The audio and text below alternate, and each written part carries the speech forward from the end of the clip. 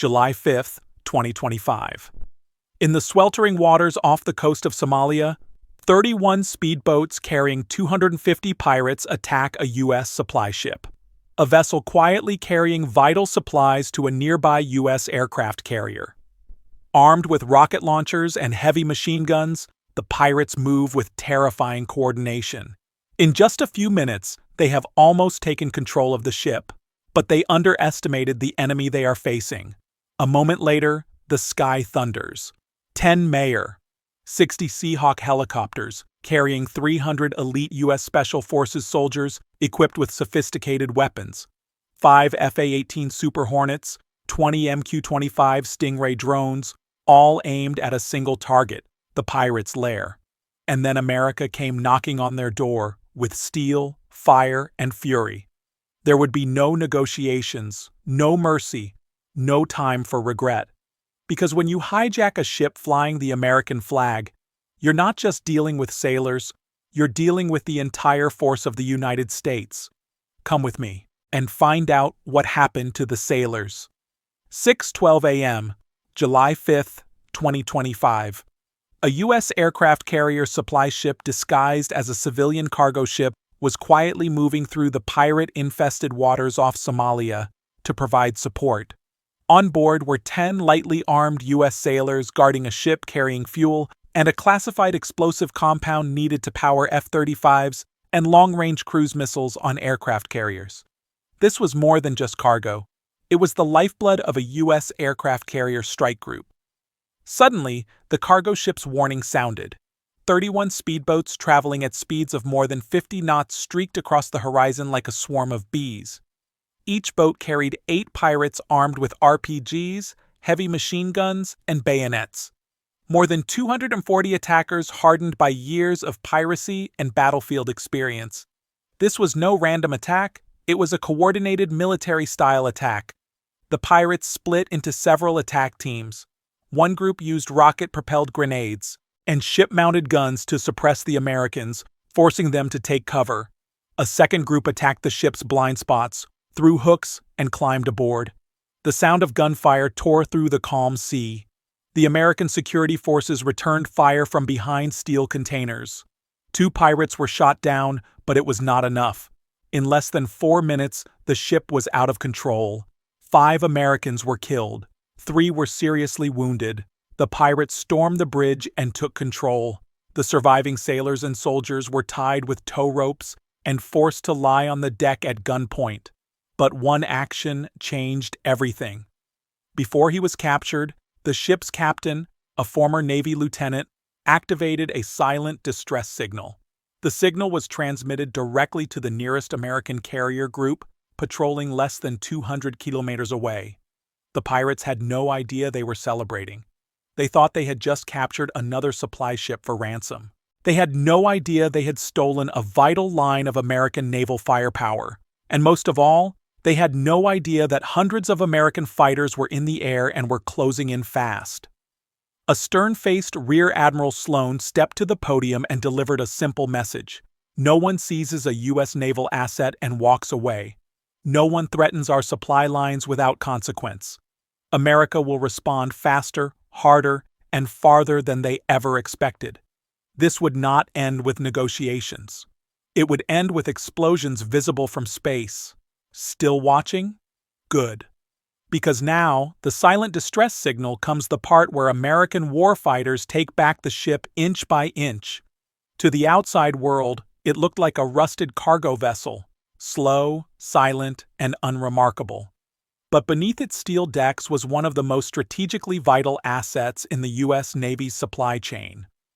Officially designated Logistics Vessel 72 Delta, the ship carried high-density jet fuel, missile stabilizers, thermal ignition compounds, and encrypted avionics components for the nearby carrier strike group operating in the Arabian Sea.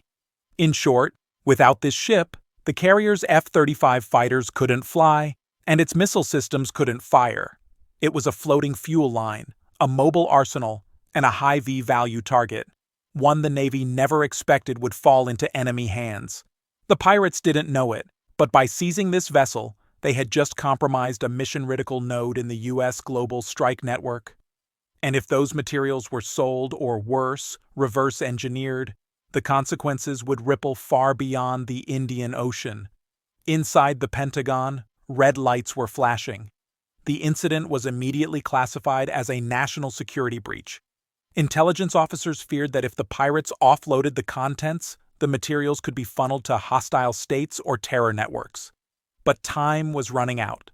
The pirates were now less than 10 nautical miles from their coastal base, a known black market hub that had eluded international strikes for years. The U.S. response had to be immediate, overwhelming, and absolute. Not just to retrieve the ship, but to send a message to every rogue actor on Earth. If you touch America's supply lines, you get America's full response. Don't go anywhere. What you're about to see is one of the fastest and most precise hostage rescues in U.S. military history. At 6:15 a.m., just 3 minutes after the pirates overran the American supply ship, a classified emergency signal lit up the operation screen aboard USS Liberty, the lead carrier of the strike group stationed 128 miles southwest. Within 30 seconds, the red alert code, Priority 1, hostile capture of high V-value naval asset, was transmitted across 3 U.S. Navy vessels and 2 airborne command centers. There was no time for diplomatic channels. Rear Admiral Peter Sloan gave the order without hesitation. Initiate Operation Thundernet. We go now. The response was swift and surgical. Aboard the USS Liberty. 10 Operation Thundernet begins. MH-60 Seahawk helicopters were rolled out onto the flight deck, each loaded with 30 fully armed Navy SEALs and Marine Raiders. A total of 300 elite troops handpicked for shipboarding and hostage rescue. Simultaneously, 5 F/A-18 Super Hornets were prepped with precision-guided bombs and Ju-7A miniguns capable of delivering thousands of rounds per minute. In the hangars below, flight crews launched 20 MQ-25 Stingray drones, the latest in AI-powered reconnaissance and strike capability. Each drone was fitted with dual microbomb bays, advanced thermal tracking, and encrypted real-time data feeds directly to the operations tactical hub. Within 9 minutes of the distress signal, the skies over the Indian Ocean roared to life. 3 waves were launched. The first wave, UAVs, flew ahead to locate the hijacked vessel and scanned for escort boats. The second wave, Super Hornets, circled wide, preparing to suppress enemy fire from the air. The third wave, Seahawk helicopters, moved low across the sea surface, hugging the radar shadow zone. Each flight group was tracked in real time by satellite and E-2D Hawkeye early warning aircraft overhead, ensuring complete airspace dominance. Back on the carrier, Admiral Sloan monitored the digital map. The hijacked supply ship was now just 8.2 nautical miles from a known pirate compound. If the enemy reached land, the operation would turn into urban combat, far riskier for the hostages. There would be no room for delay, no room for failure. This wasn't just a rescue, it was a statement. And America was about to make it with overwhelming force and absolute precision. Proud to be American? Hit like and subscribe to stay with us. At 7:01 a.m., as the hijacked American supply ship drifted within visual range of the Somali coastline, the sky above it suddenly changed. From the east, a formation of MQ-25 Stingray drones emerged in complete radio silence. They flew low and fast, nearly skimming the ocean's surface before breaking into attack formation. The lead drone identified 4 pirate escort boats flanking the hijacked vessel. In seconds, each target was marked and locked. Then came the first wave of fire. Precision microbombs rained down from the drones, detonating with pinpoint accuracy. The ocean erupted into columns of water and fire as all 4 escort boats were vaporized in under 12 seconds. Simultaneously, 2 F/A-18 Super Hornets thundered in from high altitude, launching strafing runs along the ship's port side. Miniguns ripped through the upper deck, chewing apart sandbag imp placements and pirate firing positions. RPGs exploded in midair before they could be fired. Then, like ghosts rising from the sea, 10 MH-60 Seahawks appeared from the west, hovering just above the waterline. Ropes dropped. SEALs and Marine raiders rappelled onto the ship's deck in perfect synchronicity. The pirates never stood a chance. From bow to stern, the American operators moved like a machine. Room by room, deck by deck, they cleared the ship. One fire team breached the bridge. 2 pirates were eliminated before they could raise their rifles. Another team neutralized hostiles near the engine room, using the airstrike and boarding assault flashbangs and suppressed fire. The hostages, bound and bloodied, were quickly located and extracted to the central deck. Medics stabilized the wounded while SEALs set up perimeter defense. In under 8 minutes, every pirate on board was either dead or detained. Not a single American hostage was lost. But the mission wasn't over. Over radiocom's drone footage revealed the pirates' mainland base just 7 nautical miles inland, a heavily armed compound with vehicle bays, fuel depots, and radar equipment. It had served as a black market hub for nearly a decade. Admiral Sloan didn't hesitate. Switch targets. Bring it down. Within minutes, 4 more Super Hornets swept inland. They dropped GBU-32 JDAM bombs onto key structures, leveling the main headquarters in a single pass. Secondary explosions lit up the coastline as fuel caches and munitions depots erupted into fireballs. The final strike came from above. A Reaper drone dropping a single Hellfire missile onto the command tower. The blast was visible for miles. By 7:29 a.m., the base no longer existed. More than 500 pirates were confirmed dead, with dozens more captured or buried in the rubble. The message was clear. You don't hijack an American warship, and you never ever touch a U.S. lifeline at sea. The pirate compound had stood for years, hidden along the Somali coast, protected by a maze of terrain and corruption. It was their fortress, their trading post, their untouchable sanctuary. By 7:30 a.m., it was rubble. After the supply ship was secured, the U.S. Navy turned its full might on the pirate base. Using real-time UAV surveillance, precise GPS coordinates were relayed to a secondary strike group orbiting inland. First came the FA-18 Super Hornets flying in a tight combat box formation. At 500 FT, they released GBU-32 JD dams, laser-G-guided bombs that struck with surgical precision. The command center disintegrated instantly. Walls collapsed, comms towers crumbled, flames shot through the sky. Next, MQ-9 Reapers entered the area, each armed with Hellfire missiles and thermal optics. They targeted bunker entrances and concealed stockpiles. One missile shattered a hidden weapons cache, triggering a chain of violent secondary explosions that engulfed half the compound in fire. Pirates scrambled to return fire, but it was hopeless.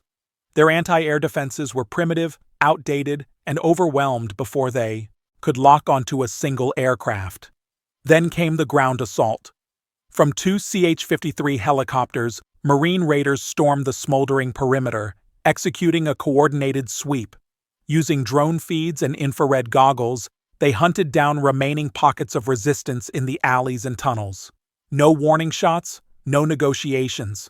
Over 500 pirates were neutralized in less than 20 minutes. Dozens more, those too injured to run, were taken prisoner, zip-tied, blindfolded, and airlifted for interrogation.